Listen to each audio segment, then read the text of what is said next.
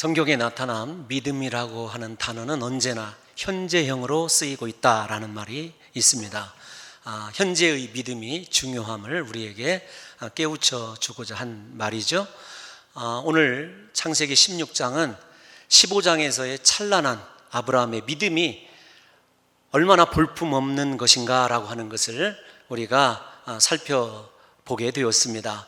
15장에서 하나님과 아브라함의 그 뜨거운 사랑의 이 관계가 16장에서 한순간에 이 사라의 말 때문에 무너지는 이 실패 이야기를 우리가 살펴보게 되었습니다. 이 16장의 아브라함과 사라의 실패 이야기는 좀 구조적으로 바라보게 되면은 15장의 저주의 언약과 17장의 할례의 언약, 두 개의 언약 사이에 이 아브라함의 실패 이야기가 기록되어져 있거든요. 그래서 이렇게 설교를 시작하고 싶습니다. 우리가 아무리 실패해도 하나님께서는 변치 않는 사랑의 언약으로 우리를 그렇게 꼭 붙들고 계시다, 이렇게 이해하셨으면 설교를 마지막까지 이해하는 데 도움이 되리라 싶습니다. 15장에서 두려움에 떨고 있는 아브라함에게 하나님께서 찾아가시죠. 두려워 말라 아브라함아, 내가 너의 큰 상급이고 내가 너의 방패다. 바꿔서 여러분들에게 말씀드리고 있습니다. 두려워하지 말라는 거죠. 어떤 상황이든지 내가 너를 지킬 것이고 내가 너에게 큰 상급이 되리라. 그 말은 무엇이냐면 내가 너의 모든 것이 되어주겠다. 얼마나 하나님의 일방적인 아브라함을 향한 그 사랑의 서사시 이렇게 이야기할 수 있는 것 아니겠습니까? 그러면서 하나님께서 반복적으로 아브라함이 염려하는 두 가지 문제에 대해서 확실한 해답을 보여주시죠. 하나는 자손의 문제 아닙니까? 아브라함을 이른 새벽에 이끌고 가셔서 하늘의 별들을 보여주면서 아브라함아, 염려하지 말아라. 네 자손이 하늘의 뭇별과 같이 많아지게 되리라. 이렇게 축복을 해 주셨어요. 뿐만 아닙니다. 이제 땅에 관한 문제, 아브라함을 가나안 땅으로 인도하셨지만 아브라함에게 발붙일 땅 한 평도 주시지 않았지만 나중에 그 후손들이 얼마나 위대한 삶을 살게 될 것인지를 그토록 이 땅이라고 하는, 아브라함이 원하는 이 땅이라고 하는 것을 통해서 아브라함이 받을 이 축복을 영적인 것까지 얹어서 주시는 것을 우리가 살펴보았습니다. 땅의 지경을 하나님이 말씀해 주시죠. 애굽 땅에서부터 그 큰 강 유브라데까지 너희 후손들이 땅을 차지하게 되리라. 그거 공간적인 물질적인 땅의 개념이 아니라고 그랬습니다. 성서에서 나오는 가나안 땅은 성경적인 이 영적인 개념이 훨씬 더 강하다는 것을 우리가 조금 지난번에 살펴보았는데, 그 말의 의미는 이런 거죠. 고통받는 애굽의 땅에서부터 유브라데 강이 흐르던 그 큰 강 유브라데 강, 그곳 정관사가 붙어서 뭐라고 하냐면 영원한 회복해야 될 에덴 동산까지 너희 자손들이 고통에서부터 에덴 동산을 회복하는 하나님의 거룩한 도구가 될 것이라고 하는 것을 땅이라고 하는 이 모티브를 통해서 충분히 하나님께서 설명해 주셨습니다. 그러니까 아브라함은 물질적인 땅만을 소유하는 게 아니라 인생의 모든 죄악의 문제를 해결하고 예수 그리스도에 의해서 이 땅에 완전하게 임할 하나님의 땅, 하나님의 나라를 최초로 약속받은 그러한 신앙의 사람인 거죠. 그렇게 하나님께서 구체적으로 자손과 땅에 관한 충분한 은혜를 주셨음에도 불구하고 아브라함이 하나님에게 증표를 요구합니다. 그래서 여러분들에게 아브라함의 걸어가는 모든 길은 다 최초다, 이런 말씀을 드린 적이 있어요. 최초로 성경에서 하나님 앞에 증표를 요구한 것이 아브라함 아니겠습니까? 아브라함이 증표를 요구함에도 불구하고 하나님께서 아브라함이 요구하는 증표를 다 들어주십니다. 그래서 하나님께서 처음으로 타는 횃불의 모양으로, 불의 모양으로 하나님께서 임재하시고 아브라함에게 고대 근동에서 쓰이던 저주의 언약을 마련하라고 말씀하시지 않습니까? 짐승을 잡아서 쪼개 나눠 놓고 고대의 근동의 언약대로 하나님과 언약의 당사자인 아브라함이 그 짐승 사이로, 쪼개진 짐승 사이로 걸어가게 되면 이렇게 되는 거죠. 너와 나 사이에 만약에 언약을 깨는 이가 있다고 한다면 이 짐승들처럼 쪼개어 죽임을 당할 뿐만 아니라 공중의 새가 우리의 사체를 먹게 될 것이다. 그런 죽음의 저주의 언약을 맺어요. 근데 하나님께서 그 언약을 마련해 놓고 맺어 놓으시고도 아브라함에게는 지나가지 않게 하십니다. 홀로 하나님께서 지나가시게 되죠. 그래서 아브라함이 십자가에서 하나님 홀로 인생에 맺은 언약을 파기했음에도, 인생이 언약을 파기했음에도 불구하고 예수 그리스도께서 혼자 십자가에서 그 죄값을, 저주의 값을 감당하게 될 주님의 십자가를 또 구체적으로 바라보는 은혜까지도 하나님께서 그 언약을 통해서 아브라함에게 보여주셨지 않습니까? 이렇게 하나님께서 아브라함에게 보여주실 것 다 보여주셨습니다. 약속을 구체적으로 어떻게 실현할 것인지 하나님께서 너무도 세세하게 다 보여주신 것이죠. 뿐만 아니라 하나님께서 사람의 모습으로 그들과 아브라함과 그런 언약을 맺었다고 하는 것은 확실한 보증 중에 보증 아닙니까? 무엇보다도 하나님의 임재를 구약 가운데서, 여러분 그 불로 임재하는 거 하나님의 임재라고 말씀을 드렸습니다. 아브라함이 최초로 목격한 사람이에요. 물론 모세도 타는 떨기나무에서 타는 불꽃으로 임재하신 하나님을 보게 되고, 시내산에서 여러분 강한 바람 가운데 불로 임재하신 하나님을 보게 됩니다. 구약에 나타나는 하나님의 모습은 이렇게 불기둥, 불의 모습 아니겠습니까?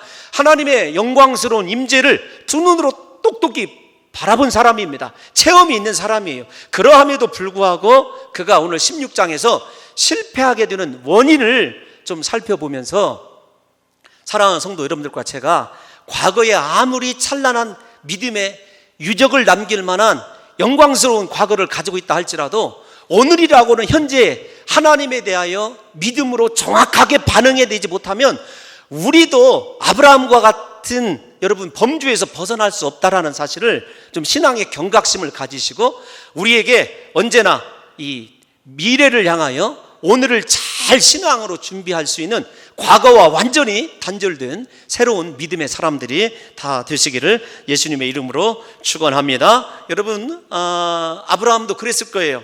하나님의 임재를 경험을 하고 하나님과 구체적으로 대화를 하면서 하나님과 오붓한 사랑을 나눌 때는 가슴이 뜨거웠을 것입니다. 그래, 온 세상이 다 내 것일 것이다. 그리고 하나님께서 이렇게 약속하시니 이것 충분히 이 세상은 살만한 가치가 있는 것이다. 이런 행복감을 누렸을 거예요.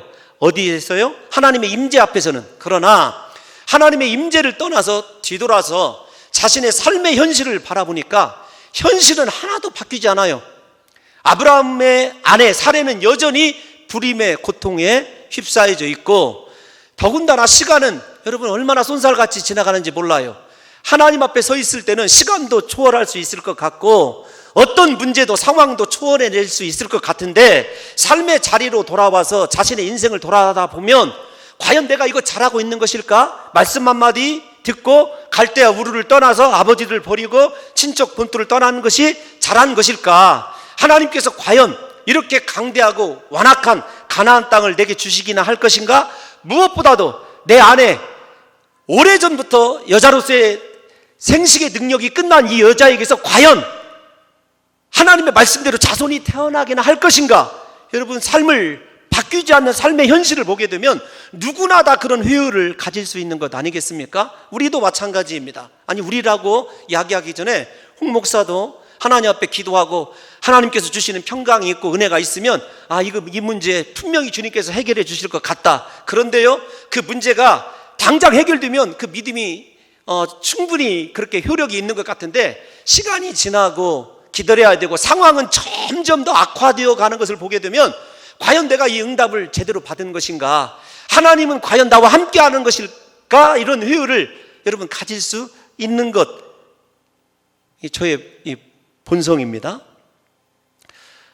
여러분, 저만 그러겠습니까? 말씀의 은혜를 받고 성령의 기쁜 감동을 받을 때 사랑하는 성도 여러분들도 문제가 다 금방 해결될 것 같은데, 막상 문제가 더디게 해결이 되고 하나님의 개입이 전혀 내 삶 가운데 일어나지 않을 때 고난이 훨씬 더 깊어져 가고 삶의 위기가 점점 더 심해져 갈 때, 사랑하는 성도 여러분들과 저도 이렇게 믿음이 순간적으로 의심과 회의로 바뀔 수 있다는 거죠. 우리에게 위기가 뭐냐 이렇게 물어본다면 조금 뜬금없는 얘기 같습니다만은, 상황이 바뀌지 않는 것이 위기가 아니라 하나님에 대해서 회의와 의심이 들기 시작할 때가 사실은 큰 위기 같아요. 그게 그거 같지만 제가 볼 때는 이 상황 때문이 아니라 우리 속에서 자꾸 갈등하는 것이 사실은 더 큰 위기 같습니다. 사라와 아브라함에게도 바뀌지 않는 그들의 현실 때문에 하나님에 대한 이 믿음의 갈등이 심하게 일어나고 있는 것을 우리가 이 16장에서 보고 있는 거죠.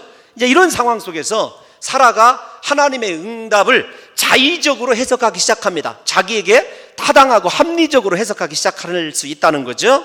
사라는 하나님의 약속이 이 불임의 고통 속에서 살아가는 자기를 통하여 이루어지는 것이 아니라 그 당시에 관습이었던, 우리나라에도 그런 관습이 있었습니다. 첩을 통하여 문제 해결 받을 수 있는 것 아니냐, 이런 생각을 사라가 하게 되는 거죠. 아마도 이 계획은 가장 합리적이고 현실적인 계획일 것입니다. 하나님께서 분명히, 왜냐하면 하나님께서 분명히 아브라함에게 내 몸에서 날짜가 상속자가 되리라 이렇게 말씀을 해주셨지, 사라에게 네 몸에서 아들이 낳을 것이다 이렇게 얘기한 적이 하나님이 없기 때문에 그래요. 여러분, 아브라함과 사라를 좀 분리시켜서 얘기해 보면 언제나 하나님께 약속의 말씀을 들은 사람은 누구냐면 아브라함이에요. 그래서 사라가 인간적으로 생각을 해봅니다. 하나님, 이런 방법도 있습니다. 하나님께서 약속해 주신 그 방법이 10년이 지나도 안 이루어지는 것을 보게 되니까 나를 통해서가 아니고 현재 우리 인생들에게 일어나는 관습과 문화를 통해서 충분히 하나님께서 다른 첩을 통해서도 아들을 주면 그 첩의 아들이 내 아들이 되기 때문에, 그게 고대 근동의 관습이거든요. 이 본처가 아들이 없으면 둘째가 예를 들면은 아들을 낳는다고 한다면 그 아들을 누구에게로 입적을 시키냐면 본처에게 입적이 되는 제도가 있었어요. 그러니까 하나님의 약속은 아브라함에게 주어졌고 사라가 곰곰이 생각을 하는 겁니다. 우리가 어리석도다. 왜냐하면 하나님께서 이 제도를 모르실 리가 없고 이 제도를 통해서 아들을 얻어도 우리가 하나님의 뜻을 어기는 것이 아니다라고 하는 생각을 사라가 하게 된 거죠. 여러분, 이런 사라의 고통을 하나님께서 아시고 실제적으로 이제 사라에게 하나님께서 네가 아들을 낳을 것이다 분명하게 말씀을 해주시는 장면이 언제냐면 창세기 18장에 가면 나옵니다. 18장 10절을 잠시 한번 보여주시기 바랍니다. 창세기 18장 10절 보면 시작. 그가 이르시되 내년 이맘때 내가 반드시 내게로 돌아오리니 내 아내 사라에게 아들이 있으리라 하시니 사라가 그 뒤 장막문에서 들었더라. 아셔요. 사라에게도 하나님께서 때가 되면 분명히 아들을 사라를 통해서 얻을 것이라고 하는 것을 하나님이 확실하게 사라에게 보여준 때는 16장을 훨씬 지나서 18장에서 보여주는 거예요. 그러니까 우리가 인간적으로 생각하면 사라 입장에서 충분히 지금 사라가 행하고 있는 것이 하나도 이상할 것이 없고 하나도 믿음이 없다라든지 하나님께 뭐라 할까요? 제재받을 만한 이유가 근거가 없다라고 생각을 하고 있는 것 아니겠습니까? 그러나 이것은 어디까지나 인간적인 생각이요 수단입니다. 하나님의 약속은 아니죠. 사라는 하나님의 약속의 말씀을 붙들고 끝까지 기다려야 했습니다. 무엇보다도 하나님의 약속의 말씀을 듣고 하나님의 임재를 경험한 아브라함은 요동해서는 안 되는 것 아니겠습니까? 오늘 이 문제는 사라로부터 제기되지만 문제의 심화는 누구에게서 일어나냐면 하나님과 1대1로 대면했던 아브라함에게서 문제가 심화되는 것을 보게 되는 것 아니겠습니까? 여러분, 아브라함의 이 실패는 반복되는 패턴이에요.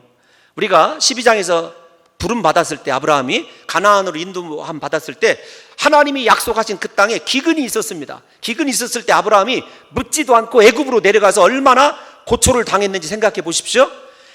아브라함에게 애굽은 수치의 장소입니다. 그런데 우리가 지금 이렇게 대안으로 떠오르는 하갈이 어디 여종이죠? 애굽 여인이에요. 애굽. 그러니까 아브라함 집안에 항상 문제를 일으키는 것은 애굽이에요. 하나님이 이스라엘 백성들을 출애굽시킬 때 애굽에서 나오게 할 때 홍해바다를 지나게 하고 그것을 세례로 응용하셔서 사도 바울이 고린도 전서에서 이야기한 이유가 있습니다. 무엇이냐면 우리에게 언제나 문제는 애굽이에요.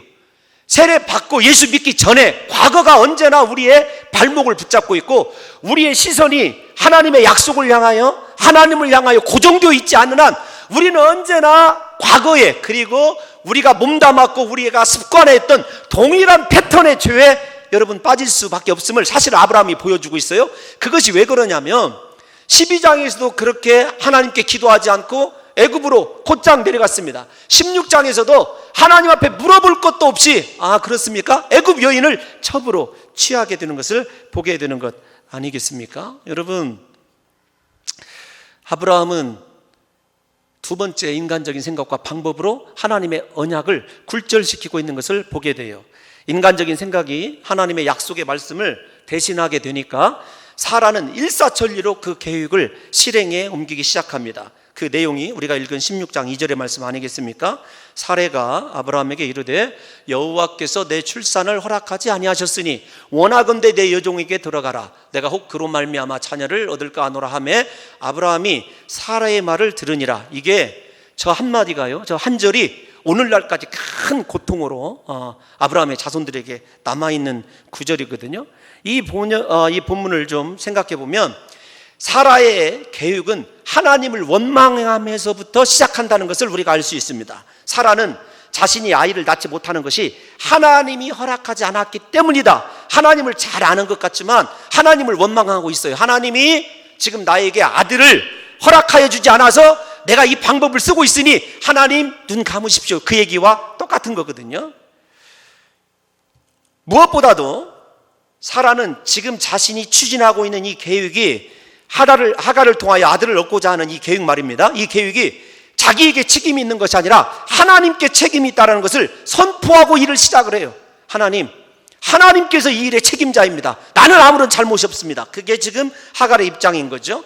지금까지 이 정도 하나님을 믿고 기다렸으면 하나님이 응답해 주셨어야 함에도 불구하고 응답하지 않았으니 내가 무슨 짓을 해도 다 하나님 책임입니다. 지금 사라가 하나님 앞에 그렇게 대들고 있는 거죠. 마치 아담이 선악과를 따먹고 그 책임을 하나님께서 나에게 주신 여자가 그것을 내게 줌으로 내가 먹었나이다. 누구의 고백이냐면 아담의 고백이 지금 사라의 입을 통해서 다시 한번 나오고 있는 거예요.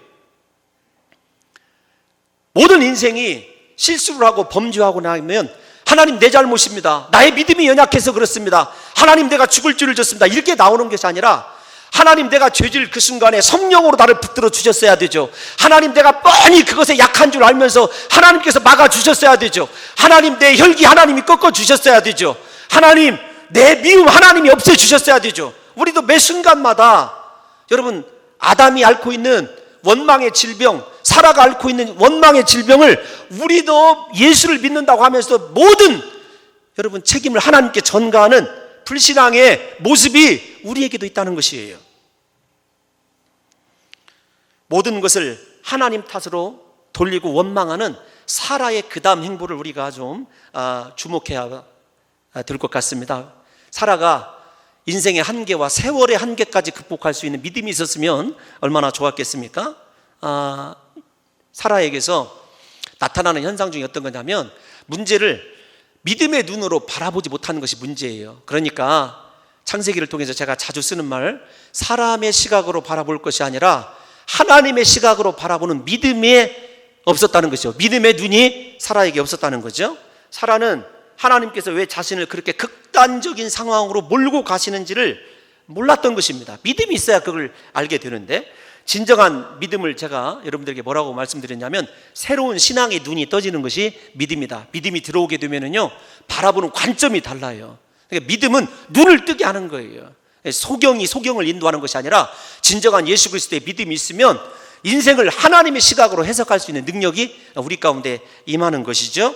여러분 그래서 히브리서 기자가 이렇게 얘기하는 것 아니겠습니까? 믿음은 바라는 것들의 실상이요 보지 못하는 것들도 증거로 바라보는 능력이 믿음의 위력입니다. 사라는 왜 그렇게 하나님이 나를 극단적으로 몰고 가는지를 자신이 대안을 마련하고 하나님께 나갈 것이 아니라 하나님 나에게 믿음을 주셔서 이 시간 이 문제에 대한 하나님의 뜻을 알 수 있는 영안을 열어달라고 기도하는 것이 훨씬 더 신앙적이었다고 하는 것을 제가 여러분들에게 말씀을 드리는 거예요. 왜냐하면 우리에게 당하는 인생의 문제나 고난에 이유 없는 것은 없습니다. 하나님께서도 나중에 사라가 왜 그렇게 극단적인 상황까지 몰려갔어야 하는지를 여러분 하나님께서 사라에게 구체적으로 얘기해 주셔요. 그게 뭐냐면 18장에 가면 나오는데 18장 14절을 보겠습니다. 18장 14절 창세기 18장 14절을 보면 사라가 그렇게 극단적으로 몰려가게 된 이유가 원인이 뭐냐면 한 번만 초반부만 읽어보겠습니다. 시작. 여호와께 능하지 못한 일이 있겠느냐? 하나님이 불가능한 일을 통해서 극단적으로 사라를 몰아가는 것은 인생이 사람의 능력으로 사는 것이 아니라 하나님의 능력으로만 살 수 있다는 것을, 특별히 아브라함과 사라는 인간적인 조건과 능력으로 살아가는 것이 아니라 하나님의 능력으로만 살아가야 되는데, 그들의 믿음이 어느 정도 하나님께서 높아지기를 원하셨냐면, 여호와께는 능치 못함이 없다, 하나님께서는 능하지 못한 일이 없다라고 하는 믿음을 하나님께서 갖기를 원하셨던 거예요. 그러니까 하나님께 모든 것이 하나님의 책임입니다, 이렇게 하나님을 몰아붙이기 전에, 하나님께는 능하지 못한 일이 없습니다, 여호와께는 능치 못한 일이 없습니다, 믿는 자에게는 능히 하지 못할 일이 없습니다, 그 고백을 하나님께서 듣기를 원하셨던 거죠. 여러분, 우리 인생도 마찬가지입니다. 도저히 내 힘으로 해결할 수 없는 문제 때문에 내 삶이 여러분 송두리째 무너지고 내 인생의 즐거움과 기쁨이 사라지고 소망이 솟아날 소망이 아무것도 보이지 않아도, 그 어두워진 인생 가운데서 하나님이면 하실 수 있습니다, 여호와께서 충분히 내 인생을 붙잡고 일으켜 세우실 수 있습니다 라고 하는 믿음의 고백을 듣기를 하나님께서 원하신 거죠. 그러니까 사라와 아브라함을 몰아가는 건 하나님이 증표를 요구하는, 눈으로 보이는 증표를 요구하는 믿음이 아니라 하나님께 절대적으로 신뢰하는 고백적인 신앙을 하나님께서 듣기를 원하신 거예요. 아브라함에게 15장에서 하나님께서 보여달라는 대로 보여주셨지만, 여러분, 출애굽한 이스라엘 백성들이 광야를 지날 때 하나님께서 보여주시는 하나님으로 나타나는 것 아니겠습니까? 구름 기둥과 불 기둥으로 언제나 나타나십니다. 만나 내리는 거 보여지죠. 메추라기 내리는 거 보여줍니다. 반석에서 생수가 솟아나는 거 보여집니다. 그러나 요단강을 지나고 난 이후에는 하나님께서 그런 기적들을, 눈에 보이는 기적이 아니라 말씀대로만 의지하고 실행하는 말씀 위주의 신앙으로 하나님께서 그들의 삶을 바뀌어야 될 것을 말하고 있는 것 아니겠습니까? 아브라함에게도 동일해요. 이제 보여주는 신앙은 그만이라는 거죠. 사라야, 아브라함아, 내가 너희에게 기적과 표적을 보여주는 것으로 나를 믿고 따르는 건 유치한 짓이다. 이제 이만큼 내가 약속해 주었으면 내 말을 붙잡고, 내 약속을 붙잡고 하나님께는 능하지 못한 것이 없나라고 하는 신앙의 고백으로 끝까지 견디기를 하나님이 원하셨다는 것입니다. 하나님이 우리에게 원하시는 믿음의 수준이요, 이 수준이에요. 언제까지 하나님이 이 문제만 해결이 되면은요, 이 고난에서만 벗어나면은요, 내가 하나님께 충성할게요. 제가 늘 잘 쓰는 유명한 명언이 있지 않습니까? 아니 공갈 염생이 똥. 여러분, 그거 절대 거짓말입니다. 지금 못하는데, 지금 하나님 앞에 고백적인 신앙을 붙들고 요동하지 아니하고 하나님을 사랑한다고, 하나님만이 하실 수 있다고 고백 못하는데, 아무리 우리의 상황이 좋은 상황으로 바뀌어도 우리의 신앙이 따라갈 것 같습니까? 아니라는 거죠. 하나님께서는요, 우리에게 이걸 요구하시는 거예요. 능치 못함이 없다. 하나님께는 능치 못함이 없다. 사랑하는 성도 여러분들이요, 고난 앞에서 위치시기 바랍니다. 여호와 하나님께는 능치 못함이 없다. 이 고백을 통해서 하나님을 감동시킬 수 있는 믿음의 사람들이 되시기를 예수님의 이름으로 축원합니다. 두 번째로, 사라는 오직 하나님만을 의지하는 믿음의 삶을 살았어야 돼요. 앞에 있는 믿음과 조금 다른 겁니다만은, 삶의 모든 존재 이유가 하나님 의지에서부터 출발했어야 되는 거죠. 그들의 부르심에서부터 민족을 이룰 때까지 아브라함과 사라가 한 일은 아무것도 없습니다. 만약에 아브라함과 사라가 능력이 있어서 땅을 차지를 하게 되고 자식을 낳게 됐다고 한다면, 그들이 하나님을 높이는 믿음의 조상으로 설 수 있었겠습니까? 그들의 삶 속에는 하나님께서 없는 것을 통해서 온통 하나님만으로 채워지기를 원하는 것이죠. 부족하고 없고 힘듦을 통해서 오직 하나님만 의지하는 신앙으로 성숙해 가기를 하나님께서 원하셨기 때문에 사라를 극한 상황으로 몰아가는 거죠. 여러분, 극한 상황에 있으면서도 하나님을 의지하지 못하고 하나님을 붙들지 못하는 신앙이 참 이게 얼마나 어리석은 신앙인지를 이 시간 아셔야 됩니다. 우리 사라와 아브라함에게 하나님께서 없고 부족하고 결핍을 통해서 하나님께 의지하고 하나님만 붙드는 신앙으로 그들이 성숙하기를 하나님이 원하신 거거든요. 여러분, 설교가 길어지니까 예레미야 여러분 17장 한번 띄워주시기 바랍니다. 예레미야 17장 7절을 보면 여호와를 의지하는 자의 복이 어떠한지를 좀 한번 읽어보도록 하겠습니다. 시작. 그러나 무릇 여호와를 의지하며 여호와를 의뢰하는 그 사람은 복을 받을 것이라. 같이요. 8절. 그는 물가에 심어진 나무가 그 뿌리를 강변에 뻗치고 더위가 올지라도 두려워하지 아니하며 그 잎이 청청하며 가무는 해에도 걱정이 없고 결실이 그치지 아니함 같으리라. 아멘. 누가요? 스펙이 좋은 자가요? 돈이 많은 자가요? 아닙니다. 여호와를 의지하는 자예요.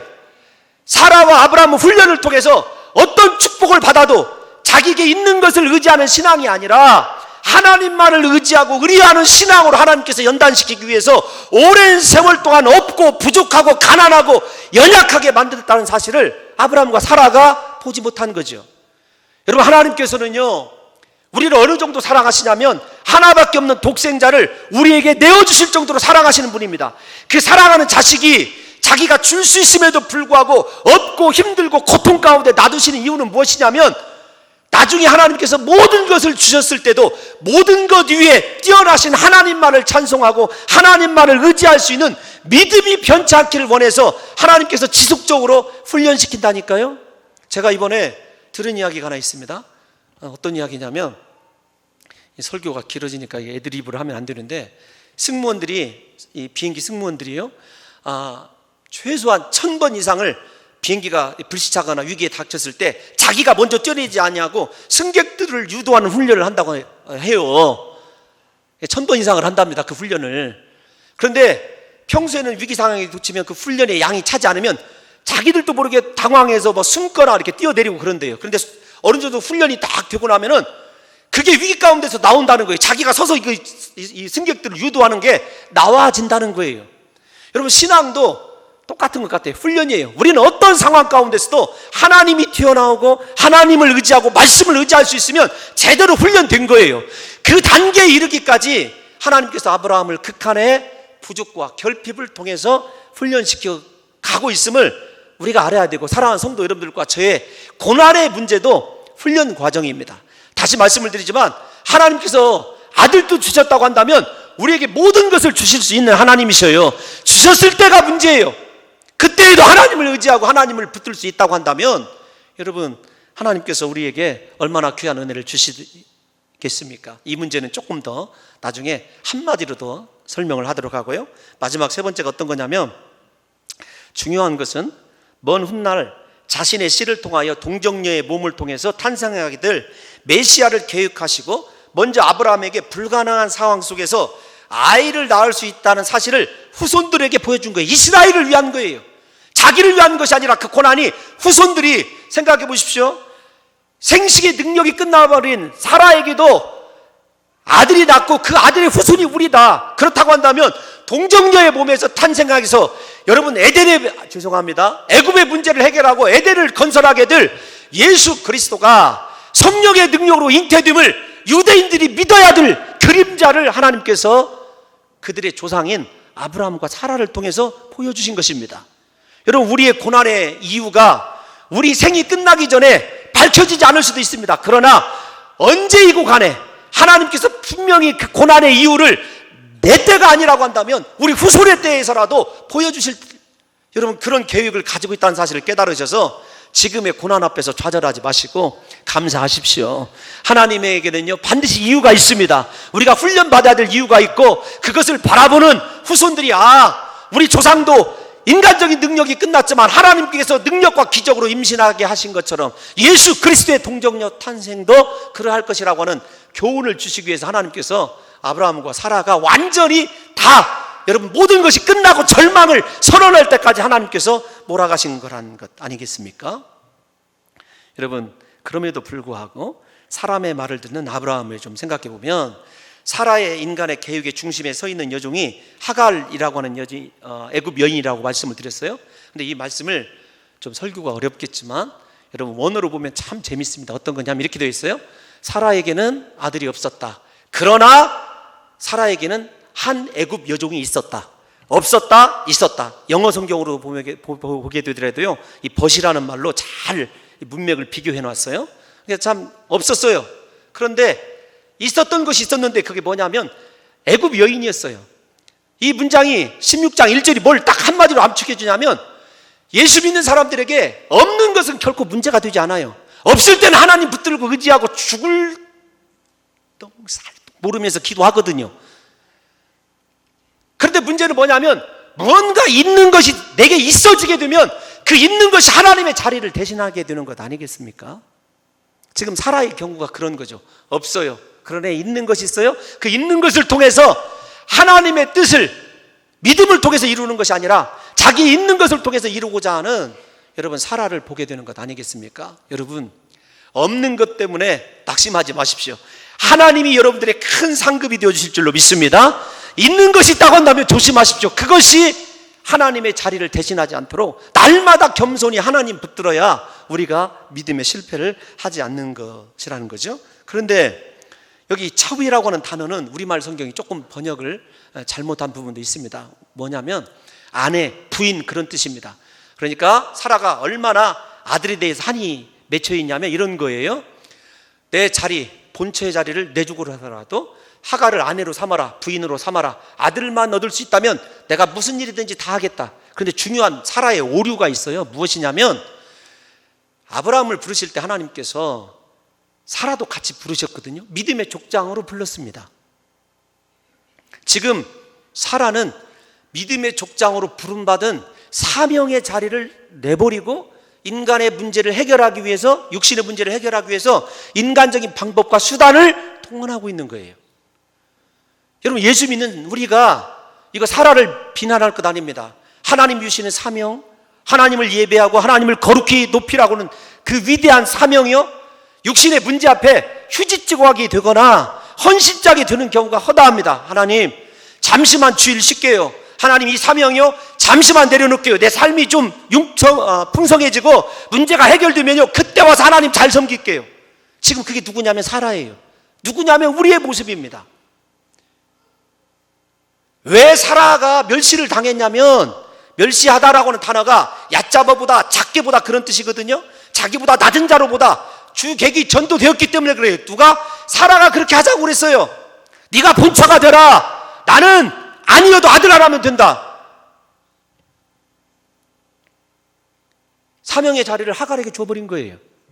그러니까 멸시당하는 것 아니겠습니까? 사랑하는 성도 여러분, 사라의 첩으로 하갈을 준 이 대목은요, 여자의, 죄송합니다, 한을 볼 수 있는 거예요. 한을.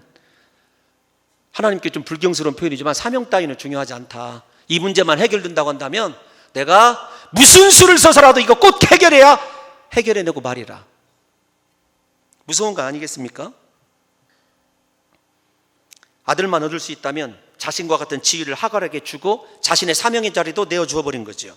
더 큰 문제는 아브라함이 사라의 말을 아무런 고민도 없이 받아들였다는 것이 문제입니다. 그는 하나님의 말씀을 직접 들었고 하나님의 임재를 직접 보았던 인물 아닙니까? 그럼에도 불구하고 하나님의 말씀을 들은 것이 아니라 사라의 말을 들었어요. 하나님을 따른 것이 아니라 사람을 따른 것이죠. 사라의 말을 듣는 아브라함의 입장을 생각해 보면 충분히 타당성이 있어요. 사라처럼 말입니다. 왜냐하면 사라의 불임이 명백했습니다. 두 번째로 그 당시에 관습적으로 합당한 일이었어요. 세 번째로는 이게 더 타당해요. 아니, 내 마누라가 그토록 원하는데, 사례가 원하고 허락한 일 아니겠습니까? 사례가 직접적으로 추진한 일이에요. 게다가 아브라함도 기다릴 만큼 충분히 기다렸다고 할 수 있어요. 마지막 중요한 것은 사라나 똑같습니다. 하나님이 이 일을 통해서도 아들을 주실 수 있겠다, 인간적인 생각이 앞서가기 시작한 것 아니겠습니까? 그러나 그것은 말씀이 아닌 인간적인 판단이죠. 무엇보다도 아브라함이 사라의 말을 들었다는 건 우리가 아무런 충격이 없는 말이지만 이 단어가 창세기를 지금까지 공부해 보면 누가 한 말이냐면 아담이 한 말이에요. 아담이. 창세기 3장 17절에서 하나님께서 먹지 말라고 한 선악을 알게 하는 나무로 실과를 아담이 떠먹었을 때 그의 아내의 말을 들었다라고 하는 단어가 여기에 다시 나오는 거죠. 에덴 동산의 비극이 이 때문에 아내 사람의 말을 들은 것 때문에 생긴 것처럼 아브라함과 사라의 가정에도 잘 생각해 보십시오. 이건 그림을 좀 그려야 돼요. 이 파노라마를 보셔야 됩니다. 아담이 하와의 말을 들었을 때 온 죄악이 인생 가운데 찾아오는 그 위기가 있었고 그것 때문에 땅이 저주를 받고 온통 창세기를 지금까지 생각해 보십시오. 그러면 아브라함이 사라의 말을 들었다, 그 말 속에도 앞으로 일어나게 될 폭풍의 소용돌이가 있을 것이라는 것이 여러분 그려지지 않습니까? 인생이 그런 거예요. 하나님 말씀을 들으면 맨 처음에는 더딘 것 같고 힘들 것 같고 고통스러운 것 같지만 그 나중은 행복이고 형통이고 평안입니다. 그런데 사람의 말을 들으면 잠시는 잘 되는 것 같아요. 그러나 그 나중에는요, 아브라함조차 감당할 수 없는 인생의 고통이 찾아오는 것이 그것 아니겠습니까? 여러분, 사람의 말을 들으시렵니까? 하나님의 말씀을 들으시렵니까? 우리 봉동중앙교회 성도들은 주님 오시는 그날까지 저와 여러분들은요, 하나님의 말씀만 들으시기를 예수님의 이름으로 축원합니다. 여러분 생각해 보십시오. 나중에 이스마엘 그 고통의 자리에 나와서 기도하고 그랬다고 한다면 이스마엘이 생기지 않죠. 오늘날 이스마엘과 아브라함의 자손 이삭의 여러분 후예가 어떻게 다투는지를 생각해 보십시오. 그 다툼이 어디에서 시작됐냐면 아브라함이 사라의 말을 들었더라, 그 한마디에서부터 시작되고 있는 것 아니겠습니까? 사람의 말을 들으면 다시 중복되는 것 같지만 문제가 금방 해결되는 것처럼 보여져요. 아닙니다. 하나님의 사람은 하나님의 말씀을 들어야 되고 하나님만 바라봐야 되고 그분이 인도하신 대로 따라가게 될 때 우리의 삶이 그분의 의도한 대로 하나님의 평안과 축복 가운데서 살아가게 되는 역사가 있게 될 줄로 믿습니다. 여러분, 사라를 기쁘게 하기 위하여 하나님의 말씀을 버린 아브라함, 우리 사랑하는 성도 여러분들과 저는 어떤 순간에도 하나님만을 기쁘시게 하는 귀한 성도들이 되시기를 주님의 이름으로 축원합니다. 오늘 새벽에 헤롯과 헤로디아와 세례 요한에 대해서 배웠지 않습니까? 헤롯이 하나님의 말씀을 충분히 들었음에도 불구하고, 헤롯이 하나님의 말씀을 은혜로 받았음에도 불구하고 그의 인생이 헤로디아를 위한 인생이었어요. 사람을 위한 인생이 되니까 나중에 엄청난 일을 저지르지 않습니까? 하나님이 우리에게 요구하시는 건 사도 바울도 얘기합니다. 갈라디아서 1장 10절에서 사람을 기쁘게 하랴 하나님을 기쁘게 하랴. 저와 여러분들은 하나님 말씀 붙듦으로 말미암아 하나님만을 기쁘시게 하시는 귀한 성도들이 되시기를 예수님의 이름으로 축원합니다. 여러분, 결론이 무엇냐면요, 아브라함에게 사라에게 있었던 것마저 빼앗기게 되는 것이 이 본문의 결론입니다. 아브라함과 사라가 아들이 없었지만 그들은 그래도 충분히 사랑하고 화목하게 지내고 있었어요. 그런데 인간적인 방법을 쓰게 되고 하갈이 임신하게 되자마자 그 가정에 무엇이 시작되냐면 폭력이 들어와요. 분란이 들어오게 됩니다. 사람의 말을 따르면 여러분 분리가 일어나게 되고 그 다음에 폭력이 들어오게 되는 거죠. 그 폭력이 뭐냐면 학대예요. 그런데 이 학대가 어디에서 쓰이는 단어냐면 요셉을 알지 못하는 파라오가 일어나서 이스라엘 백성들을 학대하였더라, 그 말이에요. 그러니까 언어적인 폭력이 아니라 사례가, 죄송합니다, 몽둥이로 하갈을 안 죽을 만큼 때리는 거예요. 실제적으로 육체적인 징치를 가하는 거예요. 사라의 집안에, 아브라함의 믿음에 하나님을 예배하는 그 집안에 하나님을 거룩하게 여호와의 이름을 20대 만에 부른 사람의 가정에서 하나님의 이름을 부르며 예배하는 모습은 사라지게 되고 폭력과 서로 책임을 회피함과 여러분 무능함만이 나오게 되는 것을 보는 것 아닙니까? 부디 우리 사랑하는 성도 여러분들과 저만큼은 내 인생의 기도가 더디게 이루어지고 내 삶의 문제가 더디게 해결되어도 나를 사랑하시는 그분이 내 인생 붙들고 있음을 믿으셔서 끝까지 예수님 바라보심으로 말미암아 우리의 고난 뒤에 계획되어 있는 하나님의 축복을 통해서 나뿐만 아니라 우리의 후손들까지 하나님이 주시는 영원한 애굽 땅에서부터 그 큰 강 유브라데 강까지 하나님께서 회복시켜 주시는 그 축복을 누리시기를 예수님의 이름으로 축원합니다.